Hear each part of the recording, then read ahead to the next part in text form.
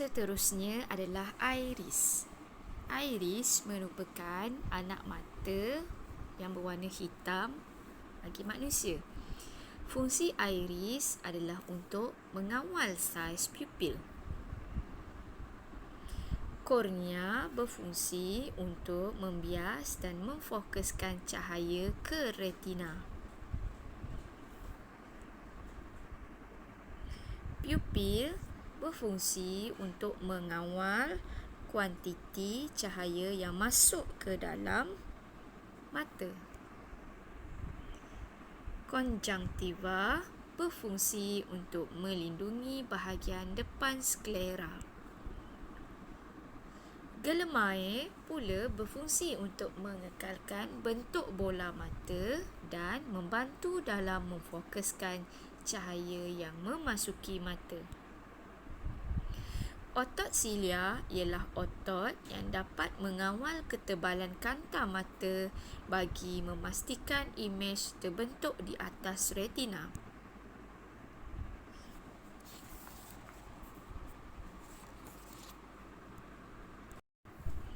Retina mengandungi dua jenis fotoreseptor. Fotoreseptor tersebut ialah sel rod dan sel kon. Sel rod berfungsi dalam keadaan kekurangan cahaya. Sel rod juga peka terhadap keamatan cahaya yang berbeza. Sel kon pula berfungsi dalam keadaan terang. Sel kon amat peka terhadap warna cahaya dan menghasilkan imej yang berwarna. Bagi sel rod, keamatan cahaya yang berbeza termasuklah cahaya yang samar, tetapi sel rod tidak peka kepada warna cahaya. Manakala sel kon amat peka kepada warna cahaya dalam keadaan yang cerah. Terdapat tiga jenis sel kon, iaitu sel kon yang peka kepada cahaya warna merah, hijau dan biru. Seterusnya, kita akan pergi kepada organ deria yang kedua, iaitu telinga. Telinga berfungsi untuk mengesan bunyi bagi membantu kita mendengar. Selain itu, salur separuh bulat yang terdapat di dalam telinga berfungsi untuk mengekalkan keseimbangan badan kita. Telinga terbahagi kepada tiga bahagian, iaitu telinga luar yang meliputi cuping telinga, salur telinga. Bahagian kedua adalah telinga tengah yang meliputi gegendang telinga, osikal, jendela bujur dan tiub Eustachius. Dan bahagian dalam ataupun kita panggil sebagai telinga dalam yang meliputi koklea, salur separuh bulat dan saraf auditori. Cuping telinga. Fungsi cuping telinga adalah membantu dalam mengumpul dan menyalurkan gelombang bunyi ke dalam salur telinga. Manakala salur telinga pula berfungsi bagi menyalurkan gelombang bunyi ke gegendang telinga. Gegendang telinga pula akan bergetar apabila dihentam oleh gelombang bunyi. Gegendang telinga juga berfungsi dalam menukarkan tenaga bunyi kepada tenaga kinetik.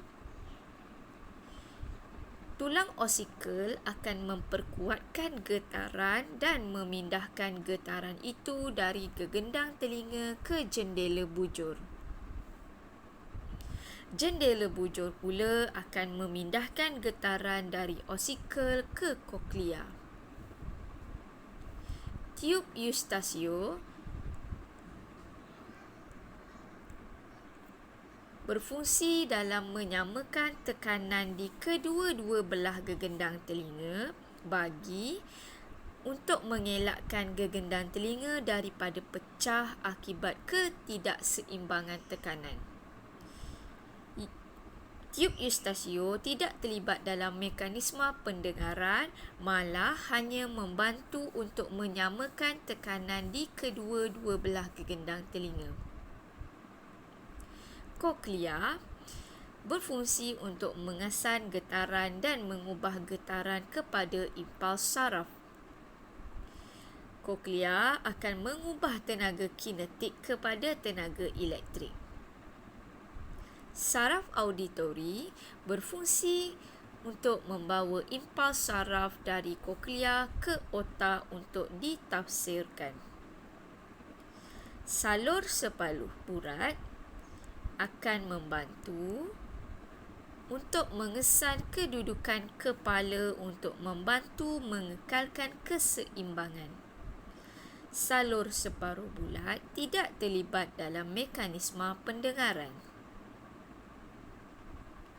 Organ deria seterusnya adalah hidung.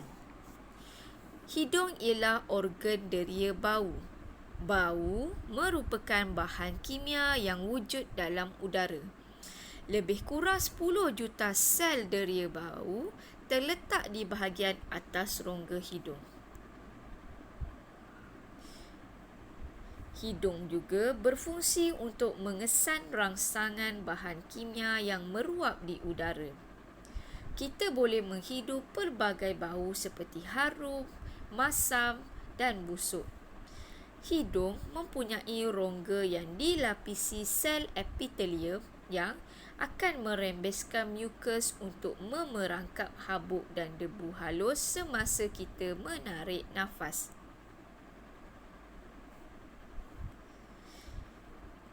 Fungsi sel deria bau. Sel deria bau amat halus dan diselaputi dengan lapisan mukus.